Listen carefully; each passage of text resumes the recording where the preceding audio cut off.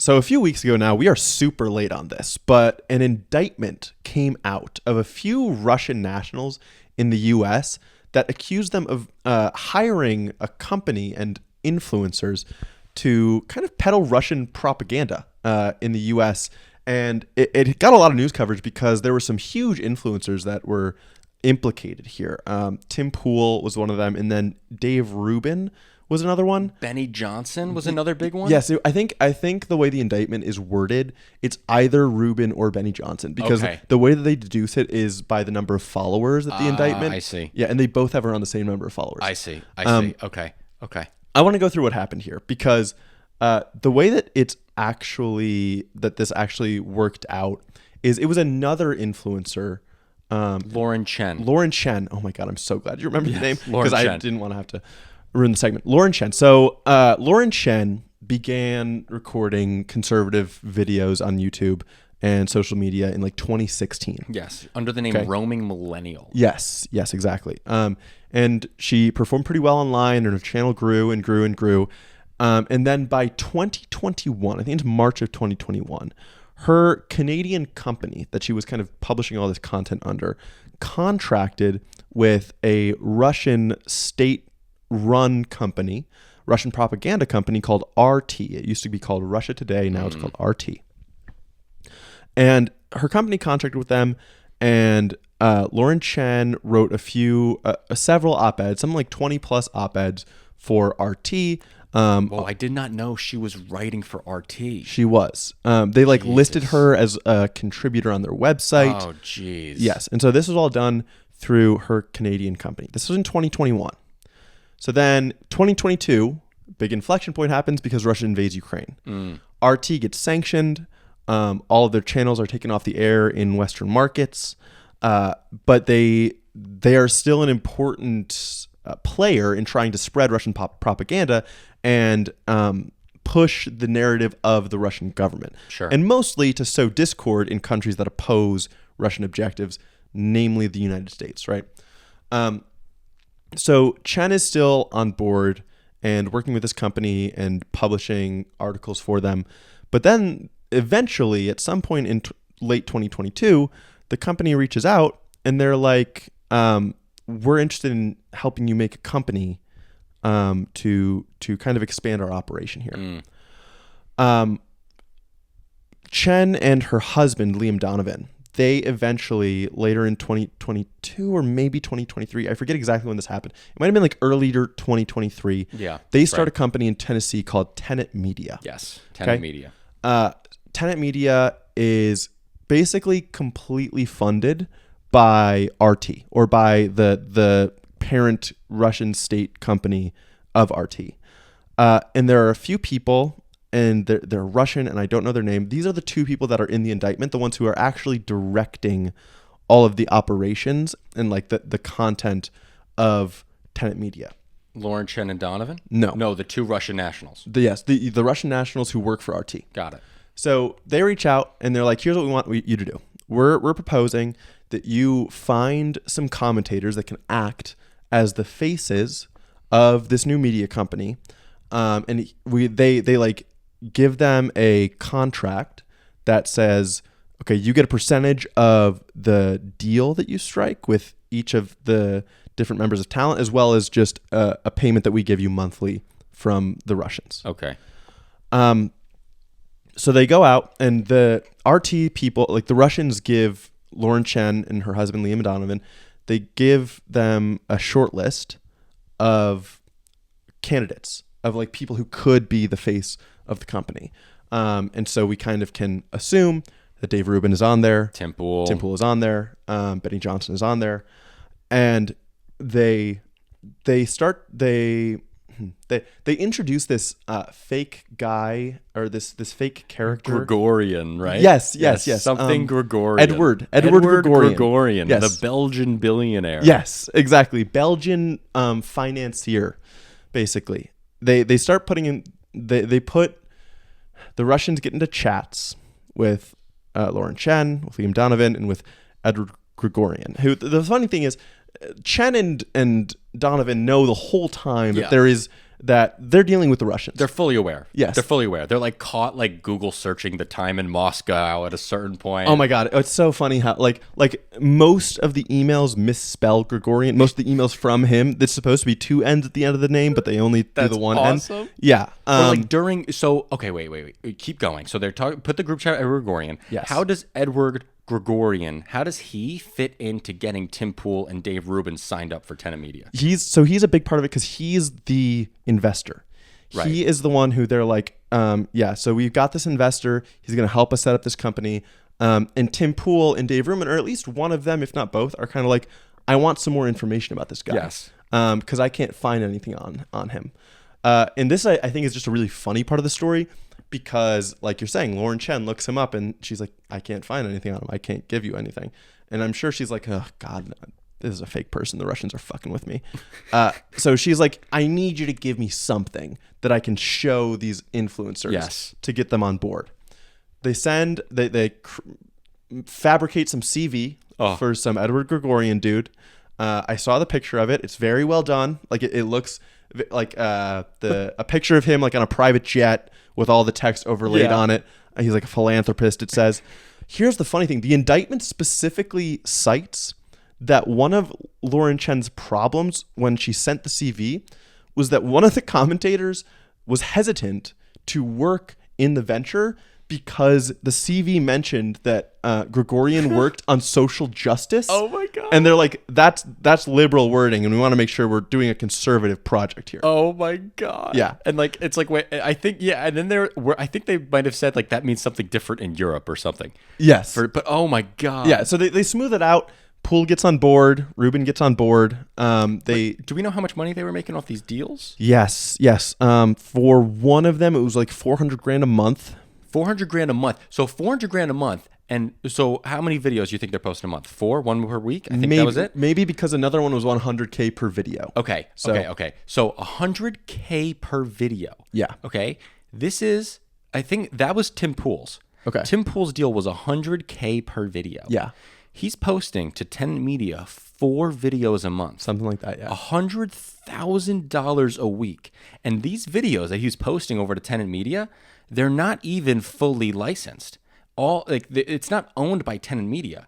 The videos that are getting posted to Tenant are also getting posted to Tim Pool's own YouTube channel. So this is part of the indictment. Oh, this is part of the indictment. Part of the indictment, not this is part of the criminal activity. Yeah. But part of the indictment lays out that at first the videos weren't being posted to the personals. Oh, okay. And it was never in the contract that the videos had to be posted to the personals, but the way that this was all run is that the Lauren Chen, Liam Donovan were in a Discord server with all the influencers. Mm-hmm. And then the Russians got added to it, and the Russians made like a few fake personas in it. And then the Russians like pressured in the Discord channel, pressured everyone to post the videos on their personals because they needed more reach. That's interesting. Yes. That's interesting. But does that indicate to you that Tim Pool and Dave Rubin were knowledgeable that the goal of Gregorian was to increase the reach of these videos? Or do we only think that Lauren Chen had that knowledge? No, it was because the Russians were specific, or Gregorian plus the other Russian aliases. Again, Gregorian is a fake person, does not exist. Yes, there were other Russian fake aliases that were run by one of the people in the indictment who was indicted. I understand. Who does exist. No, but yes, I think that it was clear to the influencers that the Russian alias people wanted to push the videos. I understand. Got it. The other thing I wanted to say is early on when Chen was like talking back and forth with the Russians, she made clear like this can't be profitable. Like we cannot sign these people to contracts this lucrative and still make money. And they were like, and initially they were like, we're kind of aiming for 1 to 2 million per year as contracts with these people. Lauren Chen comes back and at least for one of them, she's like, we're going to need to do at least 5 million. They said to make it worth their time. Yeah. The Russians come back. They're like, we're happy to do 5 million. Yeah. They're like, whatever. Yeah, exactly. But what that tells me is Russian influence. Russia is willing to pay a very high premium to get an access into Americans' brains. Yes. Very, very high premium. Totally. That's what I took out of the most of this indictment, probably. Well, what's funny is in 2016, the Russians were able to garner like pretty large followings on social media platforms just with accounts that they made. Yeah. Accounts that got hundreds of thousands of followers. Yeah. But then some of the social media platforms cracked down on foreign influencers or foreign influences, and they weren't able to do that anymore, so they had contracted through American influencers. So it makes sense, of course, that Russia is so interested in influencing American campaigns. One of my questions that I guess I'll throw out right now is, should they be like, did they need to throw their weight into the circle here, or what if the conservative influencers brought up these talking points already? Well, what's interesting is Tim Pool had been going off about how Ukraine is the enemy of America, about how, we need to apologize to Russia for what we've done to them in the war in Ukraine, about how the United States started the war in Ukraine. And so Russia's probably watching his show and just salivating. And they're like, oh my God, we need this guy to keep making this. We need this guy to keep making these videos. Yeah. And they were probably looking just for any way to show their support. Yeah. They probably didn't care if Tenant Media, they didn't. They didn't care if Tenant Media was successful or not. They just wanted to keep Tim Pool on the air. They just wanted to keep Dave Rubin on the air because they just wanted them to be like, okay, yeah, we like what you're saying, bro. Keep saying it. Yeah, I guess that's my question though. Is like Dave Rubin and Tim Pool, I don't think were really in danger of going off the air. Like they contracted them when they each already had millions of followers. Yeah, but then also there were moments, I'm pretty sure in that indictment, where Benny Johnson or one of the other influencers did receive commentary guidelines by Lauren Chen. The one piece of evidence, so they're from the Russians, is the Russians mentioned like when the ISIS attack happened at the Moscow concert, or the concert outside Moscow, killed 145 Russians or something. They're like, I think we should take the U.S.-Ukraine angle on this. The news is reporting that ISIS made this attack, but there is no proof of that. There is proof. Plenty. ISIS did claim responsibility for the attack, and they're like, the terrorists fled for Ukraine. That seems pretty suspicious. And one of the commentators was like, yeah, I'll definitely take that up. Yep. Maybe one of those influencers could have taken up that angle anyways, is my point. That's a possibility. But we're not sure. But with the point, but I think the main takeaway there is Russia did successfully infiltrate a large ring of conservative commentators and was able to inject ideas into their head. Yes, they directed their content. They directed their content, and that has important. been proven. Yes, and they also, the other way that they didn't direct a ton of content. That's the only piece of evidence the indictment really cites. But what they did do is give like hundreds of videos to Tenant and basically control which viral videos were coming out of Tenant Media's social media accounts. These include like graphic videos, including people getting killed at that very terrorist attack. So that is one way. But to me, it's weird because I just don't know how successful this operation was. It wasn't successful. Right? Well, I guess it wasn't. I mean, it wasn't successful unless their measure of success was getting able to infiltrate the conservative commentators' minds with their own belief systems and give them ideas about what to talk about. And also, that's only what we saw. And, if that's happening once, it's not crazy to think that happened twice, 3 times, 4 times. It's not crazy to think that. Yeah. You can't be criminally indicted for those things, and I wouldn't think that you should be. But it doesn't mean that we, as observers of your content, don't now have to look at you with a high level of skepticism. Totally. As being like, oh my God, wait a second. You were just getting paid $400,000 a month to make 4 videos that were all stuff you were going to make anyway. Why would we trust you on anything? You seem compromised. I agree. This is a huge lesson here, is like just skepticism of any source of, specifically, I guess, independent or like decentralized media that you get. It's just hard because like that means be skeptical of us. Right. That means be skeptical of everything you see. But whatever you do see still kind of leaves some impression on you. Yeah. Even if you're not like completely bought into it. Totally. Right. So it's hard. What this tells me about Tim Pool and Dave Rubin is we and us, you need to demand transparency.